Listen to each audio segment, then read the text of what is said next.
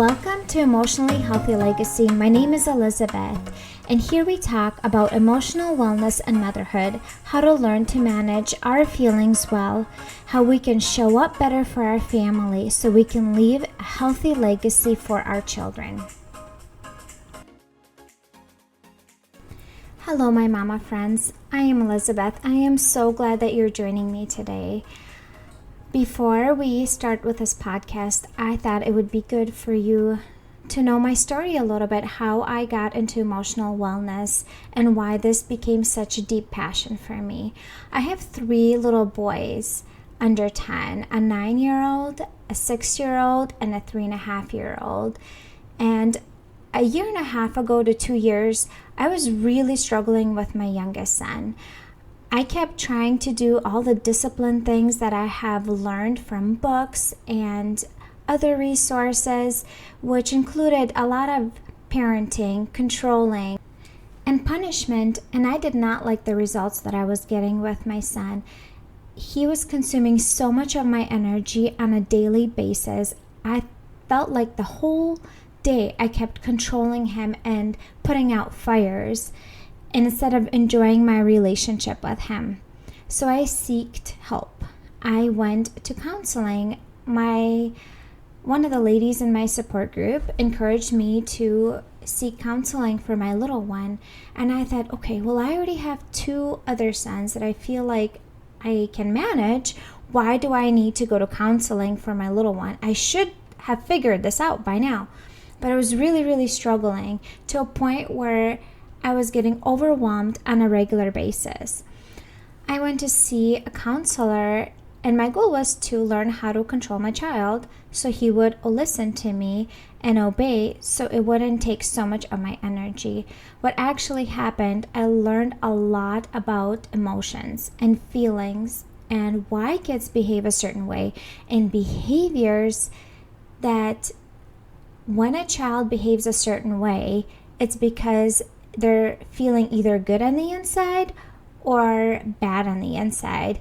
Internally, they're either struggling or they're not. And one of the examples that my therapist brought up that totally clicked for me, the example she brought up, she said, if your husband plans a date and takes you out on a date and you have a wonderful time, and then you come home and sit down on the couch and he says, hey hon, can you please get me some water? Would you get him some water? Would you have any problem doing that?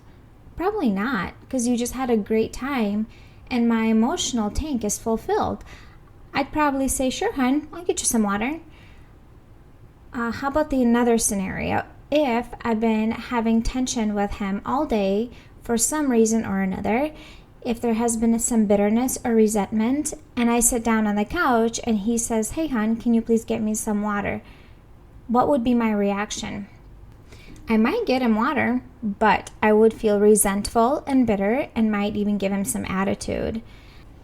So that's when it clicked for me. When we are doing bad on the inside, internally, if we are feeling resentful, bitter, frustrated, overwhelmed, sad, disappointed, our needs have not been met, especially our emotional needs, maybe even physical needs. If we are tired or hungry, it will come out in our behavior and we will behave negatively.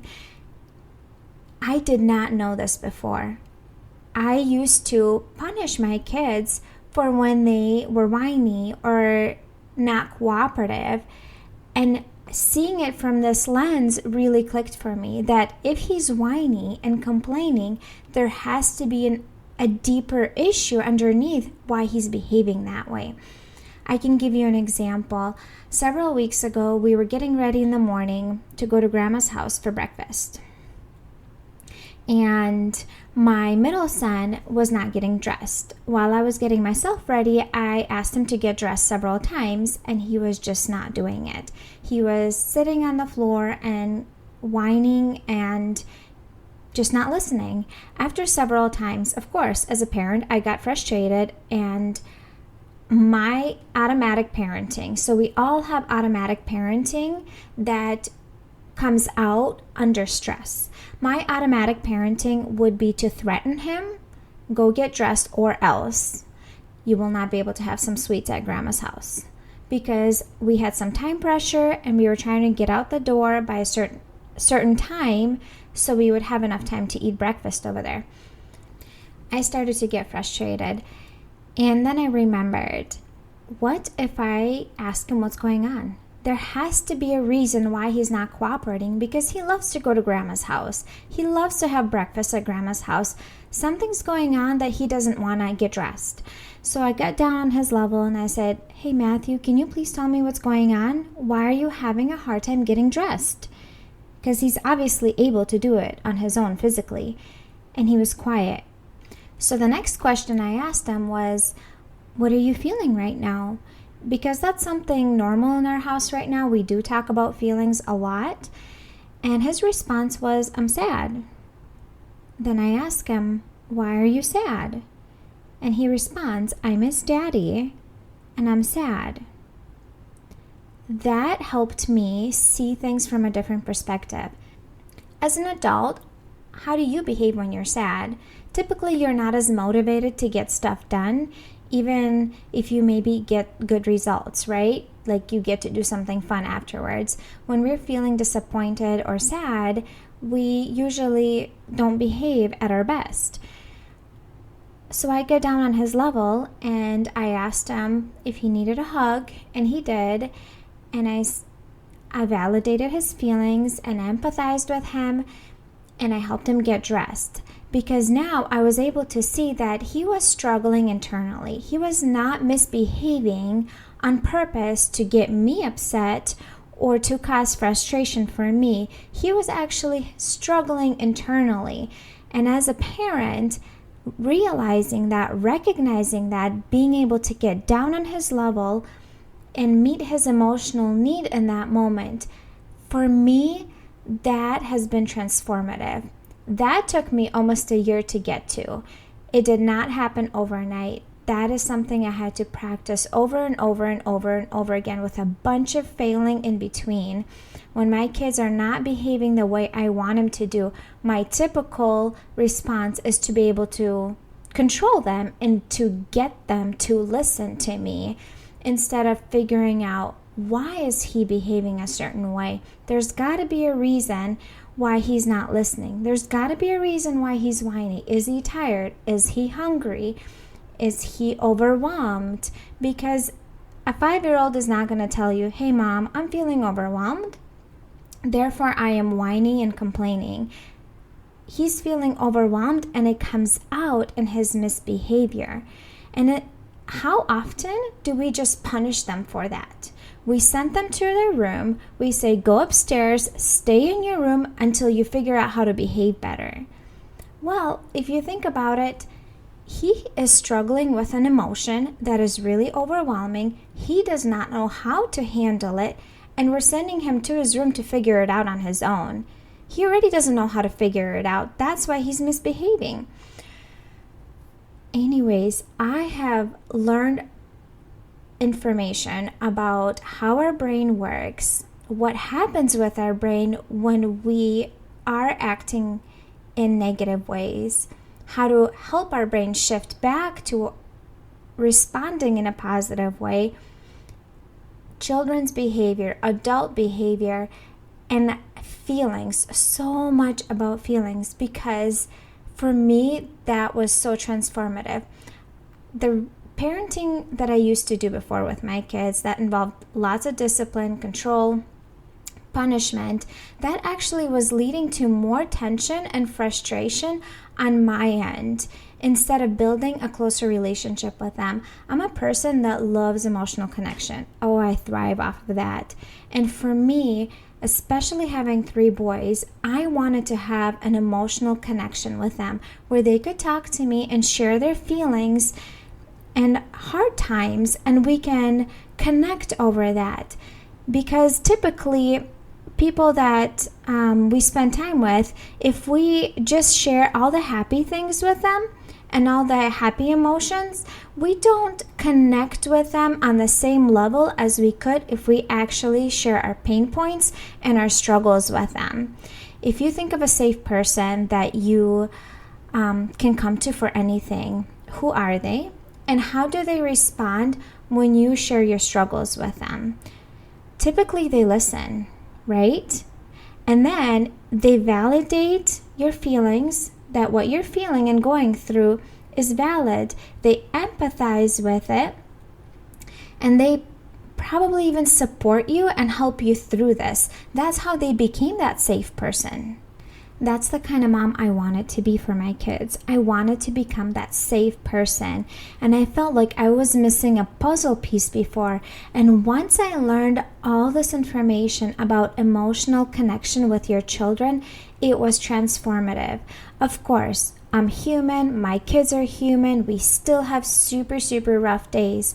But overall, instead of having constant tension with my kids and feeling constantly overwhelmed by my kids, I feel like my relationship has shifted into a much better type of relationship where I have connection with my kids and I can get to their hearts.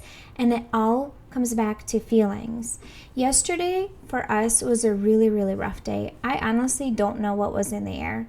I actually, literally, I Googled if it was a full moon because all my kids were not doing well. My husband was home. We were trying to do homework. They were whining. They were complaining. They were not cooperating. I could not figure out what it was. And we still have rough days. But this is not how most days go. Most days, my kids behave much better than they used to. I don't feel like I have to punish and discipline them all day long. And it's because of the way I shifted the way I parent. The first thing that I learned is that in order for me to show up well for my kids emotionally, I first have to take care of myself. I will not be able to show up for my kids and meet their emotional needs and be able to see it from a perspective that they are struggling and they need my support and help if I am not doing well emotionally. So first, I need to meet my emotional needs and learn self-care, how to take good care of myself. For me, that involves getting up early in the morning before my kids do. I have noticed that completely transforms the day and how I respond as a parent if I fill up my cup first. In the mornings, I connect with God. I pray, I read, I have a gratitude list, I journal, I lay down and I do some deep breathing. And that calms my nervous system down. And that is something we will talk more deeply about in the future podcast because that is an enormous skill that I use on a regular basis when I'm feeling frustrated and overwhelmed with my children. So I can calm myself down so I can respond better. When I spend that morning time by myself without any interruptions, my day is much better. Sure, there's still hard days. We still struggle as parents. Things come up, life happens, but I am able to respond much better majority of the time because I have met my needs in the morning. I did not think I struggled with patient issues until I became a parent. And the parents I did talk to who were openly able to talk on this topic, they personally thought they were also patient people until they became a parent. It's amazing how much patience your kids test in you once you become a parent. Starting out when they are little tiny newborns, you get overwhelmed and frustrated and even angry even at such little ones because they take and take and take and take and take from you, and you need to fill up your cup so you're able to give that to them. The second thing that I learned is that I need to learn to manage my difficult emotions in the moment in a healthy way so I don't blow up, so I don't yell, so I don't get sucked into my kids' anger, frustration, or meltdown, because that is so easy to do. And that is something that I would do on a regular basis before. I would easily get sucked into their emotion and easily get frustrated and react in a negative way. And I knew that that was not helping in my relationship with them. So I wanted to learn a different way. So the second thing I had to learn is how to manage my difficult emotions in a healthy way. What I have noticed is that when I do fill up my cup in the morning and I have self-care in the morning, my emotions are much more grounded during the day. I don't get frustrated and overwhelmed and stressed out as easily as I would when I don't spend that alone time by myself. The next thing that was really important for me to learn was what is going on in a person's brain when they are experiencing difficult and challenging emotions, and why it is so hard for us to make positive choices in the moment, because we know we shouldn't do this or say that or respond or react a certain way. But when we are frustrated and under stress, how often do we say things we don't mean, that we regret later? We react in a way that we don't normally would if we're feeling well internally. Learning what our brain does when we are feeling overwhelmed and how to get our brain back to our thinking brain was so valuable for me to learn. The next thing I had to learn was how I can respond to my children when they are struggling emotionally and when they are experiencing either a tantrum, a meltdown, when they're frustrated or angry. Because what I used to do, especially with my oldest, anger was a very uncomfortable emotion for me. I would just send him to his room. I say, go to your room. I can't do this right now. Just go to your room. Because his anger was so big and powerful, I felt like out of control and I could not manage and control his anger, and I would get sucked into his anger.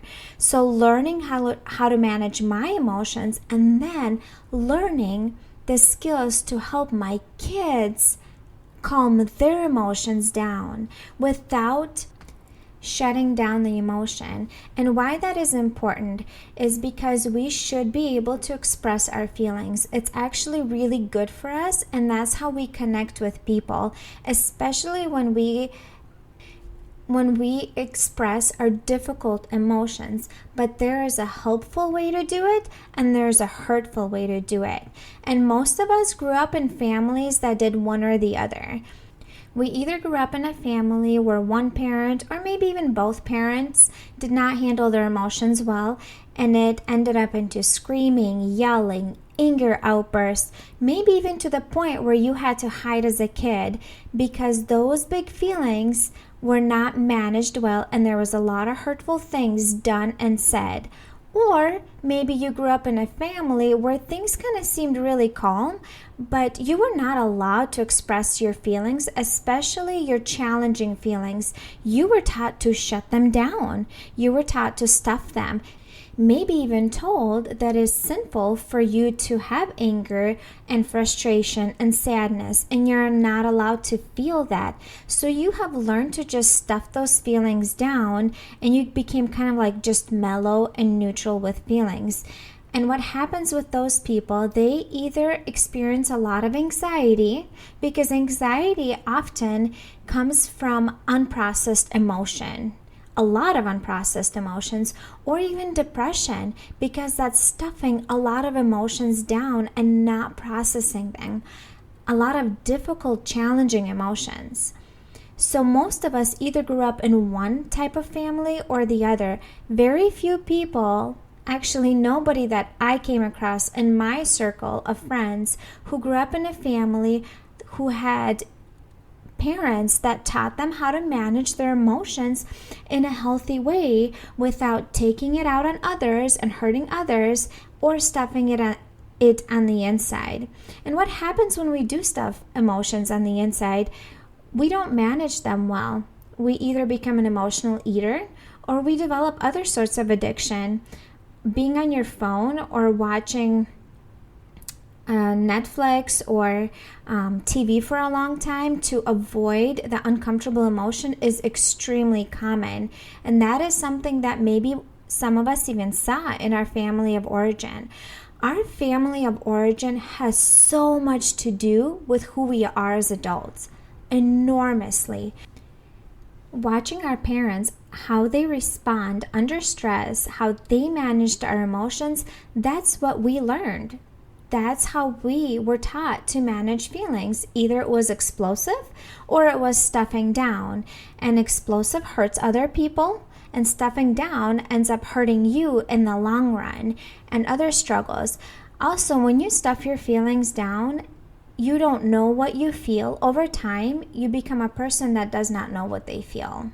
I may ask you, hey, what are you feeling? And your response would be, I don't know. And you're not even lying, because you truly don't know what you feel. You've never been allowed to feel. And that is difficult, because that prevents you from having an emotional connection with other people. For instance, in marriages, if there's a spouse that always stuffs their feelings, they will have a hard time connecting with their other spouse. For me, it is really important to have a close relationship with my kids. And the parenting approach I grew up in, and the one that is the traditional parenting approach, do it or else, that involves lots of punishment and disciplining, shutting down, sending to your room, timeouts. I have realized that for me, I wasn't getting the results I wanted. It was still constant battle with my kids. We were coming back to the same thing over and over again.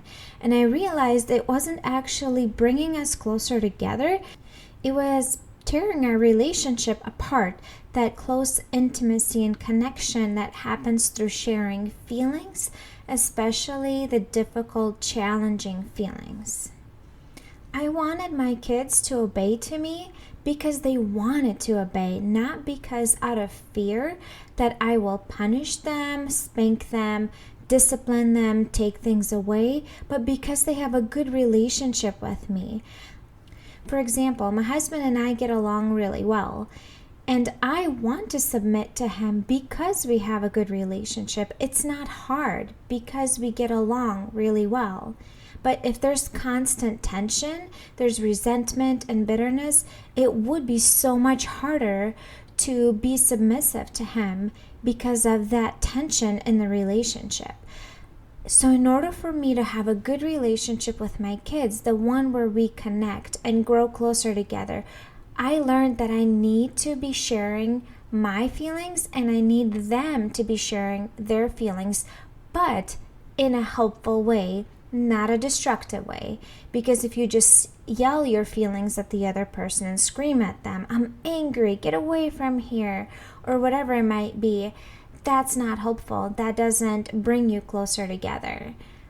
Going through this process, I've learned that I first need to focus on myself.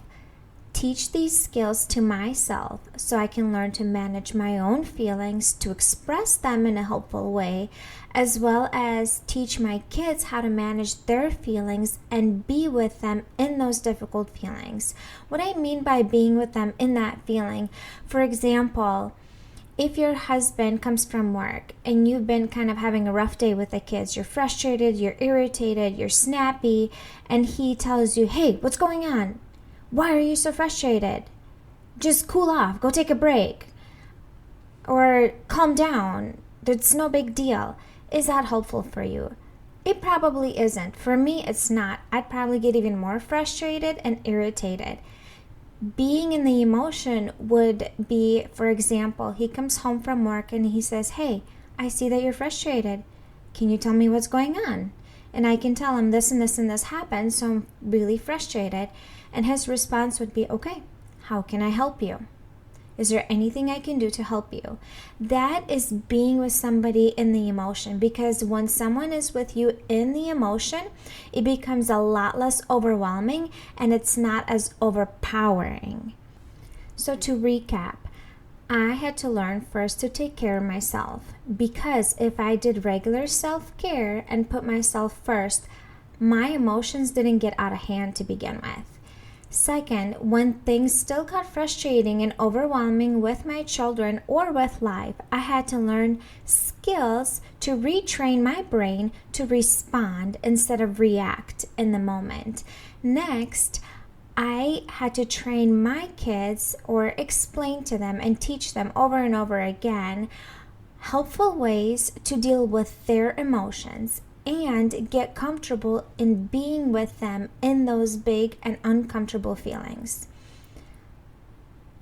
This is not an easy way of parenting. It's not. It's a lot more intentional. It takes more time. It takes more effort. It takes more energy. And that's why I need to take care of myself to be able to give that energy towards this. If I don't take care of myself, I run out of energy really quickly and I will not be able to show up for my kids in that way. And for me, personally, my value is the emotional connection with my children, and the spiritual relationship with them and the Lord is way more important than for them to play sports and instruments. That's just my value. You do you. If you see other things that are more important for your family, that is your choice, and that's a decision you get to make for your family. But for me, I value the emotional intelligence and managing feelings and teaching my kids these skills and practicing them way more important down the road when they're 25 and they get married and it affects their relationship with that person. I know that this is all new. This is a completely different perspective.